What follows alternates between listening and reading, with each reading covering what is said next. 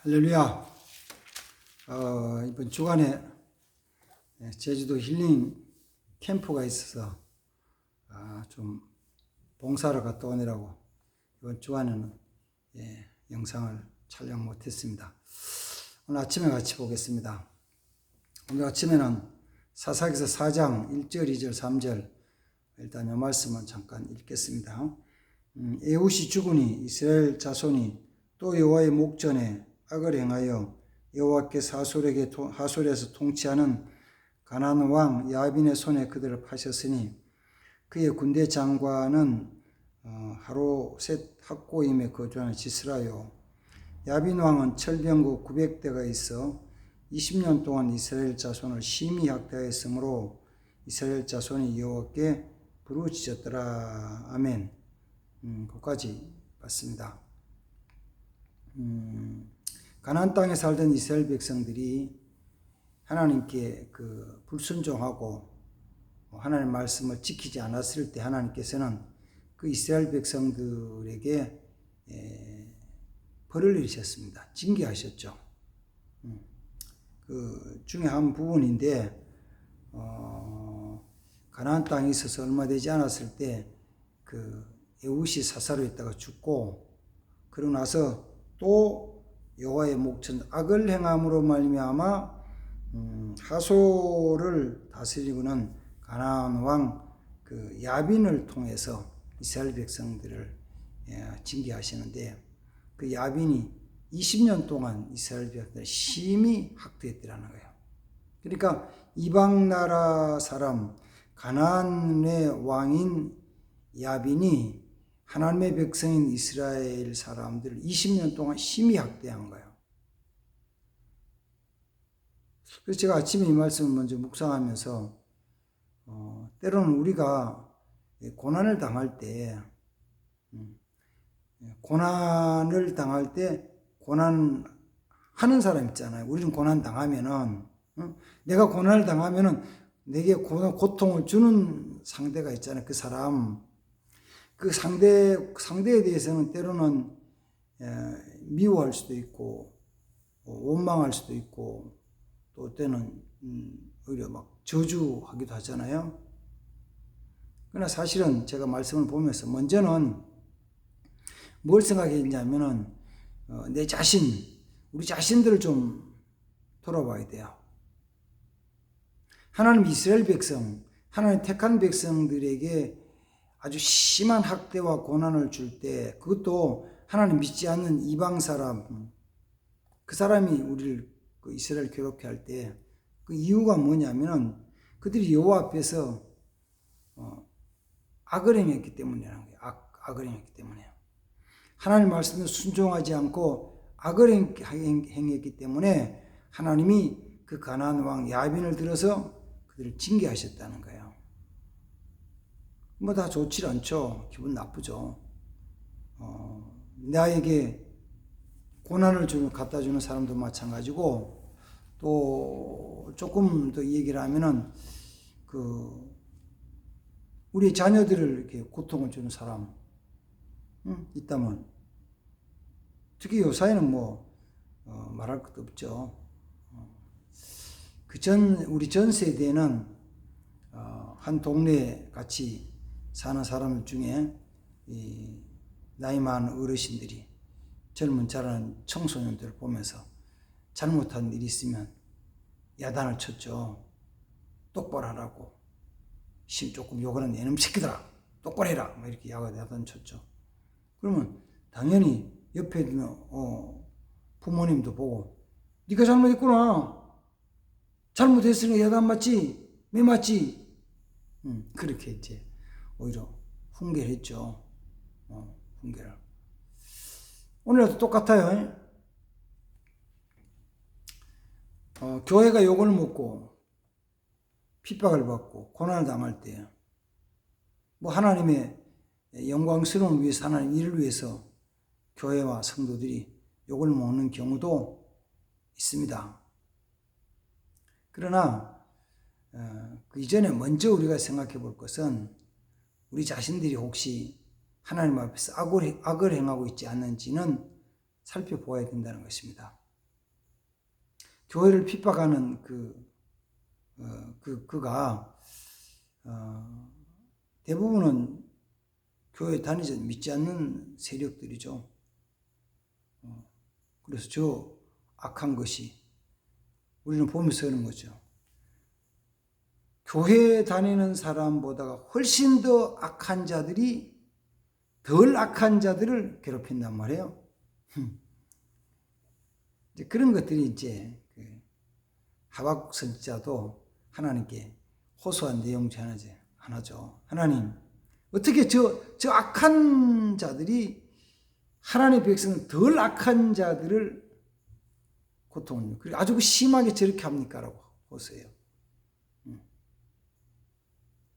그래서 그들이 빨리 망하게 해달라고 기도하는 경우들이 있는데, 그들은 망하고 망하지 않는 것은 하나님께 맡기고 그냥 우리는 내가 갈 길을 가면 되고, 그 다음에 이제 중요한 게 있죠.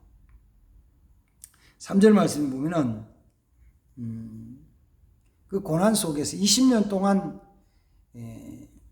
그 야빈과 그의 군대 장관 그 시스라가 이스라엘 백성을 심히 학대할 때 이스라엘 백성들이 그때 하나님께 부르짖어 기도했더라는 거죠. 굉장히 중요한 말씀이에요. 뭐냐면은 하나님을 믿는 하나님의 백성들은 고난이 있으면은 하나님을 가까이 와서 부르짖어 기도해요. 그러나 하나님의 백성이 아닌 경우에는 하나님께 와서 기도하는 것이 아니고 세상의 어떤 다른 사람, 나를 거기서 구해줄 수 있다고 생각되는 다른 신을 찾아가서 거기서 빌어요. 쉽게 얘기하면 이렇게 해보죠. 세상이 좀 어지럽고 혼란스럽고 희망이 잘 보이지 않을 때, 한 해가 지나가고 새해를 맞이할 때쯤 되면은, 믿음의 사람들은 하나님 앞에 나와서 기도를 하는 거죠. 하나님, 새해에는 은혜를 주십시오. 하나님, 새해에는 복을 주십시오. 하나님, 새해에는 이 어려움과 고난 가운데 건져 주십시오라고 기도를 하죠. 그러면 하나님의 자녀가 아니고 하나님 믿지 않는 사람은 어떻게 할까요? 하나님 믿지 않는 하나님의 자녀가 아닌 하나님을 믿지 않는 사람들은 당연히 이 세상 속에서 동해안에 가서 떠오르는 태양을 보면서 그 앞에 소원을 빌고 기도하든지 1년 신수에 대한 것을 절에 가가지고 빌든지 무당 앞에 가가지고 아니면 점쟁이 앞에 가가지고 철학관에 가가지고 구하잖아요. 찾는 거예요. 그럼 그냥 나누면은 교회 와서 기도하면서 은혜를 구하는 사람들이 있고 점쟁이나 철학관이나 절이나 태양신을 비는 사람도 있어요. 나누면은. 근데 그 비는 사람들을 가만히 살피면 이런 거죠. 금전 한 해 동안에는 내가 세상을 열심히 살았는데 새해가 되면서 이렇게 살면 안 되지. 하나님께 기도해야지. 그래서 하나님 앞에 나와서 교회에 나와서 연초에 아는 무슨 계기가 있을 때 고난을 당할 때 교회에 와서 하나님께 와가지고 기도하는 사람도 있잖아요. 그런 사람 있죠. 그런 사람은 하나님의 백성이 하나님 자녀일 가능성이 굉장히 높죠. 평상시 교회 안 나왔지만 높은 거요. 그럼 거꾸로 평상시에 교회 다니는 것처럼 보여졌는데 와서 예배도 드렸는데 그런 세상 말로 결정적인 순간에 새해가 됐을 때 문제가 생겼을 때 사업에 대한 문제, 자녀들이라는 문제에 생겼을 때 자라는 결혼을 한다든지 이사를 가야 된다든지 집을 산다든지 사업에 어떤 기업을 한다든지 이럴 때 거꾸로 저쪽 가가지고 물어보는 거예요. 1년 신수를 저쪽 가 보는 거예요. 무당한테 가서 철학관에 물어보는 거예요. 교회 와서 하나님께 은혜를 구하는 것이 아니라 새해 첫날 저 동해안 가가지고 해 뜨는 걸 바라보면서 내 소원을 거기서 그 태양을 바라보면서 기도하면서 기도한다는 거예요. 뭐 기도지. 거기 가서 하나님 내게 은혜를 주십시오. 뭘 쳐다보면서 태양을 쳐다보면서 하나님 내게 은혜를 주십시오. 이거는 뭐예요? 그가 직분이 뭐든지 관계없이 그때 하나님께 나오지 않고 세상에 그 다른 데 가서 빌면은 하나님의 자녀가 아닐 가능성이 훨씬 더 많아요. 잘 기억하세요. 내가 그런 기회가 있을 때, 내가 어떤 사건이 있을 때 하나님 앞에 나와서 기도하고 부르짖으면은 하나님의 자녀일 가능성이 많고, 내가 그런 일이 있을 때 태양을 쳐다보면서 구한다든지 철학관에 가서 구한다든지 1년 신수를 육갑을 가지고 구하면은 그쪽 신의 자녀일 수가 가능성이 많잖아요. 근데 이스라엘 백성들은 20년 동안 그 야빈의 학대 속에서 하나님께 부르짖 기도해요. 그러니까 하나님이 그들이 은혜를 주시죠. 부르짖 기도할 때 은혜를 주시는 거예요. 부르짖 기도할 때 은혜를 주셔서 그 고난 가운데인들을 건져내는 사건, 구원해내는 사건이 성경이죠. 사사기 4장 말씀이죠. 물론 사사기니까 사사를 보내시죠. 구원자 사사. 그러나 하나님이 세우신 사람 사사는 한 사건, 한 기간 동안만 이스라엘 백성들에게 구원해 주죠. 그리고 시간이 지나면 또 다른 사사가 와야 돼요. 또 다른 왕이 나타나야 돼요. 다윗이 훌륭한 왕이지만 다윗은 영원한 왕이 아니니까 다윗이 지나가면 또 다른 왕이 나타나야 돼요. 다른 선지자가 나타나야 돼요. 다른 사사가 나타나야 되는 거예요. 신약 성경 속에서는 영원하신 왕, 영원하신 대제사장, 영원하신 선지자가 예수 그리스도시니까, 예수시니까 예수님이 오셔서 영원토록 구원해 주시는 거예요. 그걸 구약 성경에서는 그대 이스라엘 역사의 삶을 통해 역사를 통해서 예표로 보여주시는 거예요. 오늘 성경 사사기 4장에서는 그 20년 동안 철병거 900승을 거느리고 있는 그 야빈과 시스라의 군대 아주 심히 학대하는 데서 구원해 주실 때, 하나님 구원하실 때 누구를 통해 하시냐면요, 일반적인 면에서 볼 때는 좀 약하게 보이고 약하다고 하는 여인들로 통해서 하나님 그들을 구원하셔요. 강하게 보이는 저 쓸만하네 될만하네 이런 상대가 아니고, 그게 아니고 아주 약한 자. 사제리야에는 누가 나오냐면은 그 드보라가 나오죠. 4절만 볼까요? 4절 5절 볼까요? 그때 랍비도스의 아내 여선지자 드보라가 이스라엘 사사가 되었다. 랍비도스의 아내 여선지자 드보라가 사사가 됐더라. 드보라는 랍비도스의 아내예요. 한 남자의 아내예요. 한 남편의 아내예요. 그럼 한 남편의 아내 된 사람은 보편적으로 보면은 뭐를 추구하냐면 가정의 평안, 행복, 기쁨, 자녀들이 잘 되는 거 이런 거 구하는 거잖아요. 그게 구하죠. 그래서 이거는 편견으로 차별하는 것이 아니라 일반적인 면에서 볼 때 남자는 강하고 여자는 약하다고 인식을 해요. 그래. 남자보다는 여자도 약하다고 생각하죠. 성경 속도 많은 경우 남자들이 쓰임받아 일하죠. 근데 특이한 게 이 사사기 4장에서는 하나님께 랍비도스의 아내 드보라를 통해서 이스라엘 백성들을 구원하셔요. 드보라는 자기 혼자 하는 것이 아니라 그 바락을, 아비노함의 아들 바락을 장군으로 삼아서 당신이 장군이 돼서 이스라엘을 구원하시오라고 요청을 해요. 근데 바락이 말하기를 나 못해요. 만약에 당신이 같이 가면 가지만 당신이 같이 안 가면 나 못 가요. 그런 거.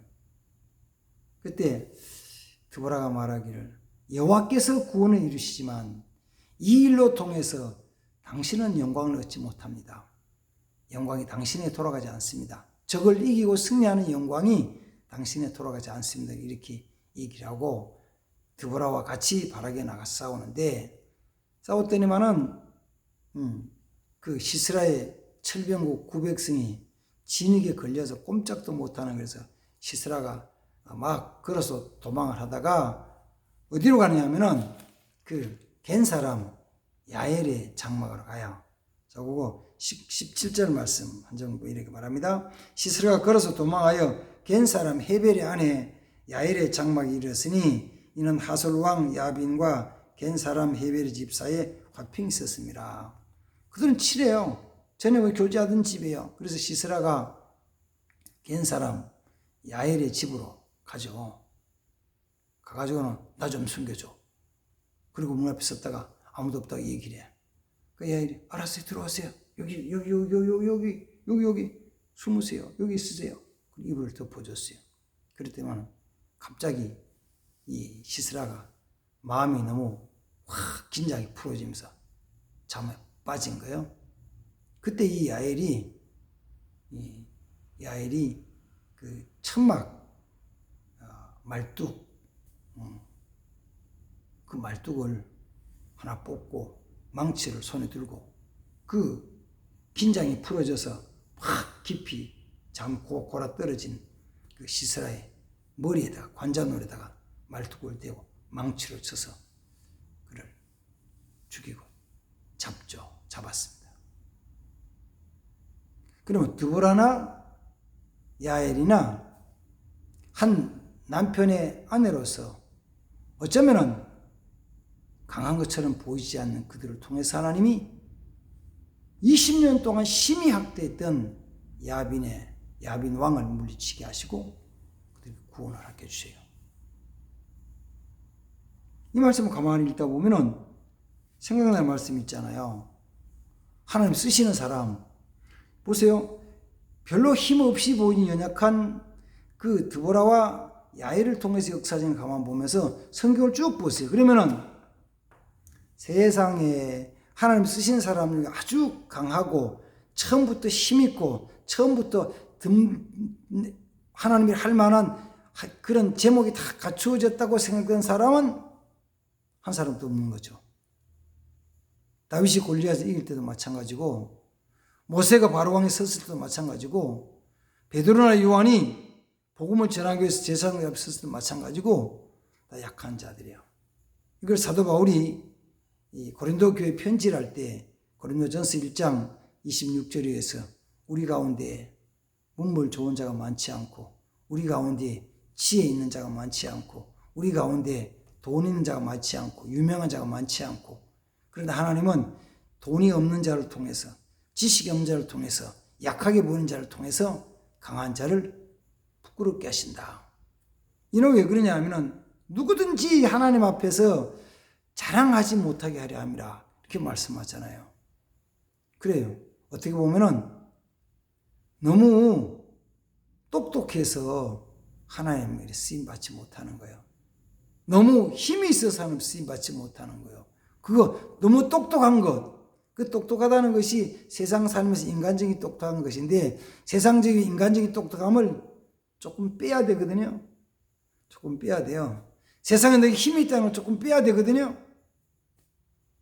다시 말하면 내가 세상적으로 믿고 있던 내가 믿던 거 빼야 되거든요.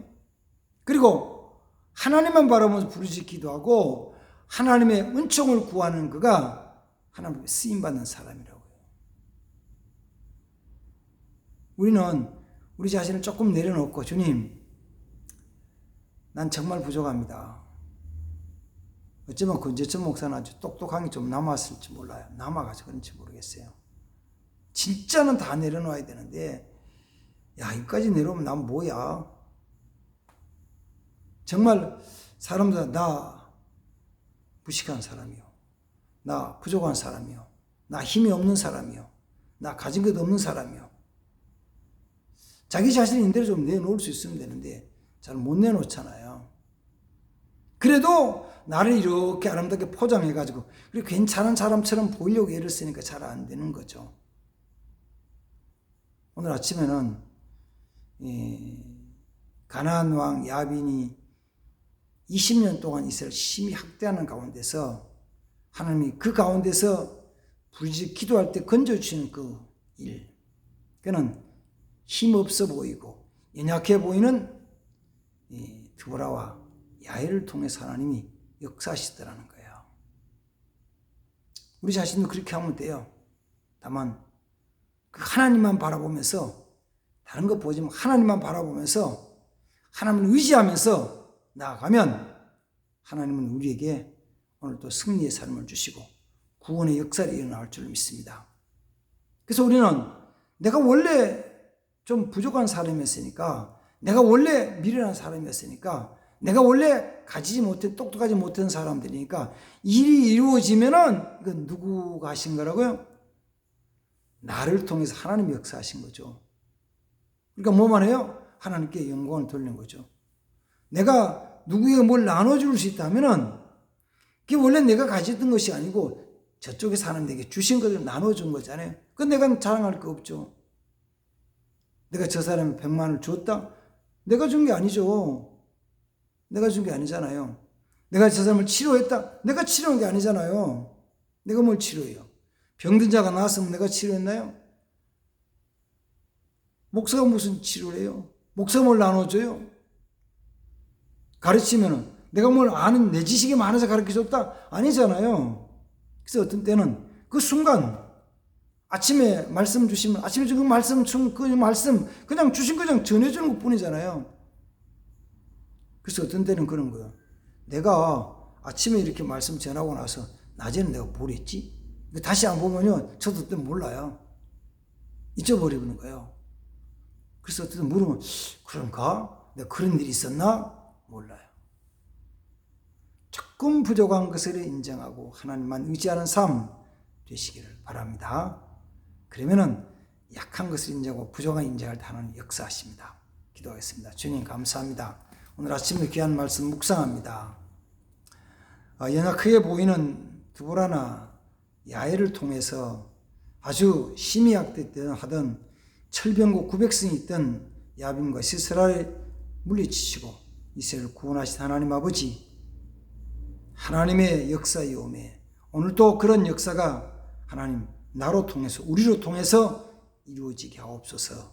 예수님의 이름으로 기도하옵나이다. 아멘. 감사합니다.